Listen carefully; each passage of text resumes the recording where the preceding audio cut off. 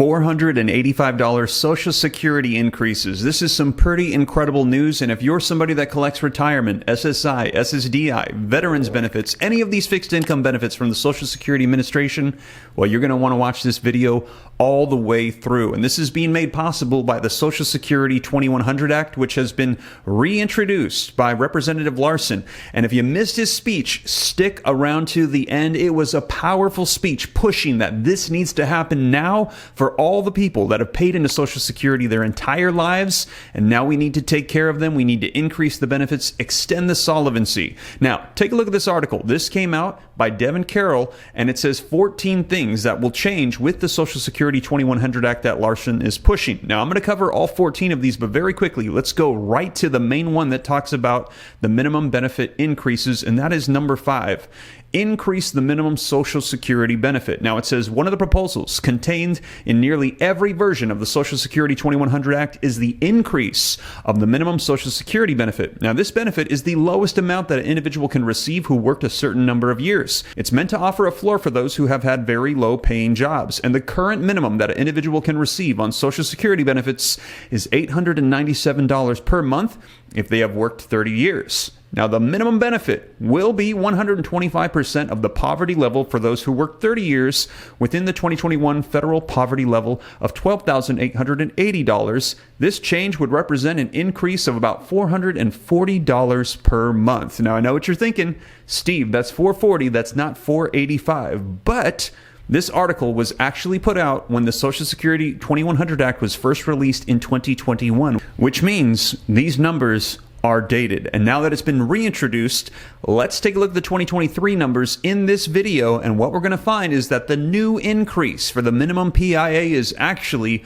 $485. So this is some pretty exciting news for those of you that have been waiting for some type of help from the Social Security Administration. So let's go ahead and dive right in and get you caught up on the latest. Now, before we do me a quick favor, smash the like button if you appreciate the updates. And again, to stay up to date, totally free, why not?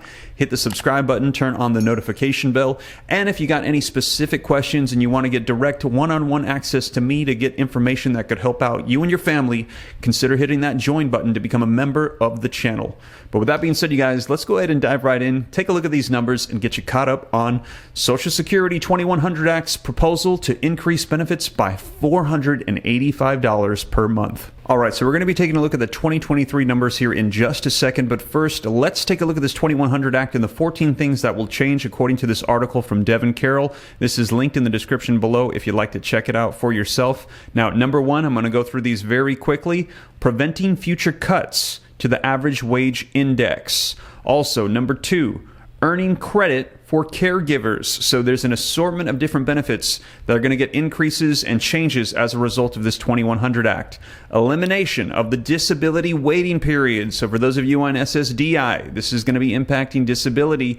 Elimination of the disability earnings cliff as well. Now, number 5, we already covered an increase to the minimum Social Security benefit, and also wanted to mention that this would sunset at the end of 2026. So this is going to be a couple-year extension that this will be addressed, and also an extension for solvency. And one of the things that I like about it is that to me this makes sense. It's more realistic. I've covered with you in detail in previous videos the numbers for the Social Security Expansion Act, which claims it's going to extend the solvency for 75 years into the future, which we ran the numbers here on the channel, and to me the numbers just did not quite add up. Now, I'll admit I might be wrong, but from what we ran here on the channel, it did not seem like it was going to cover that long of an extension. Now, this one right here is saying that it's acknowledging the fact that they're going to run this for about a few years, which will probably kind of kick the can down the road, give them a little bit more time to figure out how they're going to do this long term. This to me sounds more realistic, more possible, and like they're giving real numbers.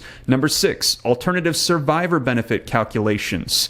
Number 7, increase to benefits after 15 years eligibility. Number 8, repeal of the WEP and the GPO. Number 9, increase the age for children's benefit eligibility. Number 10, benefits for dependent grandchildren as well. So your children and your grandchildren, they're going to be changing eligibility and benefits. Increase of the taxable wage wage base, and this is a big one. As you guys know, one of the biggest problems that President Joe Biden had with the Social Security Expansion Act, Bernie Sanders' bill that proposed $200 increases across the board, was that he had changed the taxation. So that way people would be taxed at $250,000 or above, and Biden had said, no, I promised it would be $400,000 or above, and that was one of the main issues that President Joe Biden had with that bill. This one aligns with the $400,000 cap. Number 12, change to taxation of Social Security benefits. And yes, this needs to be addressed as well because we have the cost of living adjustments, which increases the benefits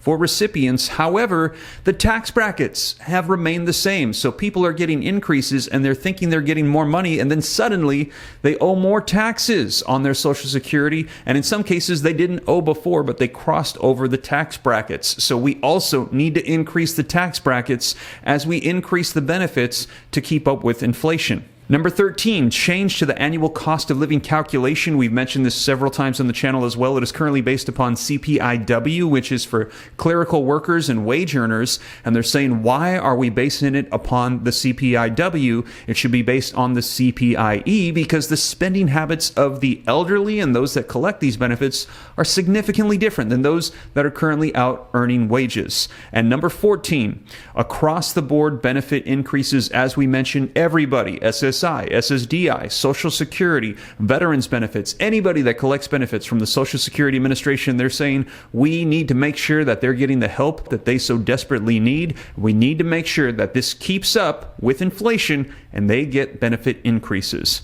All right, so now the part that you've been waiting for. Let's take a look at the numbers and how in 2023 the increase is actually going to equate to a $485 Social Security bump up. Now, here's the poverty guidelines. This is from the Office of the Assistant Secretary for Planning and Evaluation, the official website, so that way you can see it. And here's the HHS poverty guidelines for 2023. Now, persons in a family of a household of one, which they're saying this is based upon the poverty guidelines for 2023, is $14,580. Now, they said it's going to be 125% of the poverty line. So that means that 14,580 times 1.25 or 125% puts us at $18,225 annual income is 125% of the poverty level. Now, divide that by 12, and that puts you at monthly $1,518.75. Now, the minimum PIA for 2023, you can take a look here, is actually $1,033.50 per month. The Social Security Special Minimum Benefit provides a primary insurance amount, or a PIA, to low-earning workers. The lowest minimum PIA in 2023 with at least 11 years of work is $49.40 per month. But the full minimum PIA, which we're talking about here, which requires at least 30 years of work, is $1,033.50 per month. So we take that $1,033.50, subtract it from that $1,518.75, and it makes an increase of $485.25. Now, let me know your thoughts in the comments down below. I know a lot of people had said they wanted to see the Social Security Expansion Act by Bernie Sanders get pushed through with those $200 per month increases, but this one is significantly more. This one, in my opinion, is more realistic on the numbers, and this one looks like it's getting more traction in Congress. We could see the Social Security 2100 Act come to fruition here. Let me know your thoughts in the comments down below. And this got majorly pushed by Larson recently, and if you missed the speech, you are going to want to check it out. If you're somebody on Social Security, man, it was a powerful speech. Check it out right here. And also, if you collect veterans benefits, they're saying guaranteed COLA increase bill has passed Congress, going on to the president to be signed in law. Check it out. I'll put the videos on the screen for you. But with that being said, you guys, thank you so much for joining me. I will keep you up to date on everything here on the channel as it rolls out. And with that being said, take care. God bless. This is Steve.